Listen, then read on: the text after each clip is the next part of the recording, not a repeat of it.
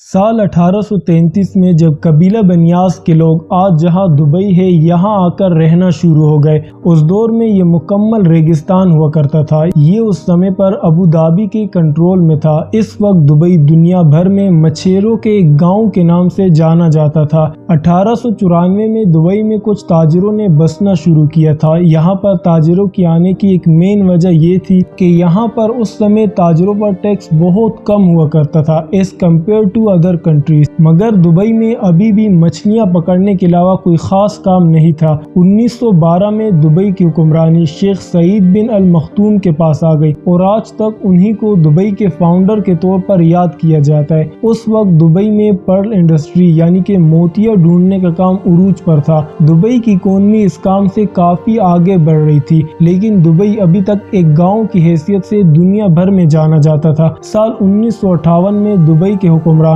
शेख राशिद बिन सईद अल मखदूम बन गए। यही वो शख्स थे जिन्होंने दुबई को एक गांव से पूरा शहर बना दिया। इन्होंने दुबई क्रीक जहां पर बहरी जहाज आकर रुकते थे उसे मजीद बड़ा करवाना शुरू कर दिया। ये जगह बहुत छोटी थी और शेख राशिद बिन सईद ये बात जानते थे कि यहाँ पर बड़े मॉडर्न जहाज आकर नहीं ठहर सकते। उन्होंने इस प्रोजेक्ट पर काम शुरू करके इस पर बहुत ज्यादा पैसा खर्च कर दिया। ये इतना बड़ा प्रोजेक्ट था कि उस वक्त के दुबई के लिए कैसे अगर हम कंपेयर करें तो ये दुबई के सालाना आमदनी से भी ज्यादा पैसे थे। जैसा कि हम सब जानते हैं कि उस वक्त दुबई के पास बिल्कुल भी पैसे नहीं थे, लेकिन इसके बावजूद दुबई ने इस प्रोजेक्ट में ऐसा कुछ देखा था कि उन्होंने इसे हर सूरत स्टार्ट करवाना था। हालांकि उन्होंने इस प्रोजेक्ट के लिए कर्जा भी ले लिया था। ये एक बहुत बड़ा रिस्क था उस वक्त दुबई के लिए, लेकिन शेख राशिद जानते थे कि इस प्रोजेक्ट से दुबई की इकोनॉमी पर बहुत गहरा असर पड़ेगा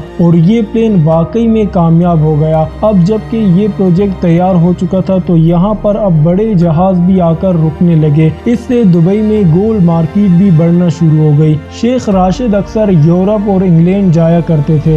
ये वहाँ पर बनाए गए इंफ्रास्ट्रक्चर को देखकर उनसे बहुत मुतासिर थे, खास तौर पर लंदन से। उनको लंदन की सड़कें और वहाँ पर बनी हुई अंडरग्राउंड ट्रेन सिस्टम बहुत मुतासिर करती थी। उनके दिल में भी ख्वाहिश थी कि दुबई एक दिन ऐसा ही मॉडर्न शहर बन जाए। शेख राशिद ने अब आहिस्ता आहिस्ता दुबई को एक शहर की शक्ल देना शुरू कर दिया था। साल 1959 में उन्होंने दुबई में एक मॉडर्न एयरपोर्ट भी बनवा दिया। वो दुबई में बिजली की लाइंस, टेलीफोन सर्विसेज और पोर्ट्स बनवा रहे थे। ये लोग समझते थे कि शेख राशिद पैसे जाया कर रहे हैं और दुबई कभी भी एक मॉडर्न और इंटरनेशनल शहर नहीं बन सकेगा। मगर 1966 में दुबई की किस्मत ही बदल गई। ये वो साल था कि जब दुबई में पहली मर्तबा तेल दरियाफ्त हुआ, लेकिन दुबई में तेल इतनी बड़ी मिकदार में नहीं था। शेख राशिद ने बहुत ही अक्लमंदी से इस बात को समझा कि दुबई सिर्फ ऑयल पर डिपेंडेंट नहीं रह सकते। इन्होंने उस वक्त कहा था कि मेरे पास एक अच्छी खबर है और एक बुरी।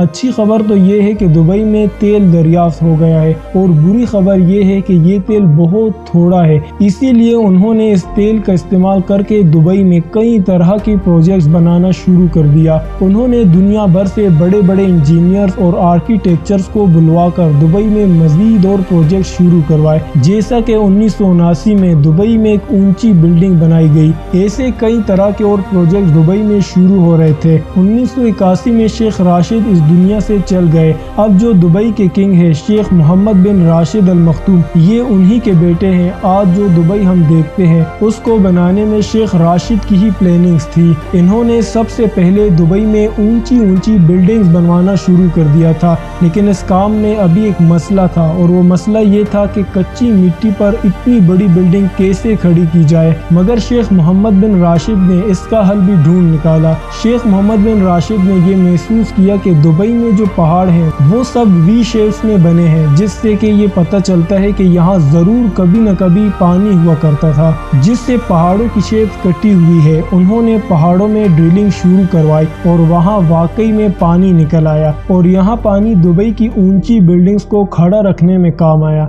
जहाँ बाकी अरब कंट्रीज तेल पर अपनी कंट्री को चला لاتے ہیں, وہیں پر شیخ محمد بن راشد یہ جانتے ہیں کہ وہ اپنی کنٹری کو صرف تیل پر ڈیپینڈنٹ نہیں رکھ سکتے. آج بھی دبئی کی اکانومی میں صرف 2% جی ڈی پی آئل پر ڈیپینڈنٹ ہے, باقی کے 98% جی ڈی پی دبئی اپنے کاروبار سے کماتے ہیں. شیخ محمد بن راشد کی پلاننگز اور عقل مندی کی ہی وجہ ہے کہ آج دبئی اتنا امیر شہر ہے. انہوں نے دبئی میں ایسی چیزیں بنانا شروع کر دی جن کی وجہ سے پوری دنیا کی دھیان دبئی کی طرف پڑنے لگی, جیسا کہ دنیا کی سب سے اونچی عمارت برج خلیفہ, دنیا کے بڑے بڑے مالز میں سے ایک مال دبئی مال, اسی کے ساتھ عالیشان ہوٹل, برج العرب, میوزیم آف دی فیوچر اور آرٹیفیشل آئیلینڈ. یہ وہ اٹریکشن ہے جو لوگوں کو دبئی کھینچتی گئی. دبئی میں بہت سے فری زونز بھی ہیں جہاں ہر ایک چیز پر ٹیکس فری دی جاتی ہے. دبئی دنیا کے بڑے بڑے بزنس مین کی توجہ کا مرکز ہے. دبئی میں 80% وہ لوگ ہیں جو باقی کنٹریز سے آ کر دبئی میں سیٹل ہو گئے.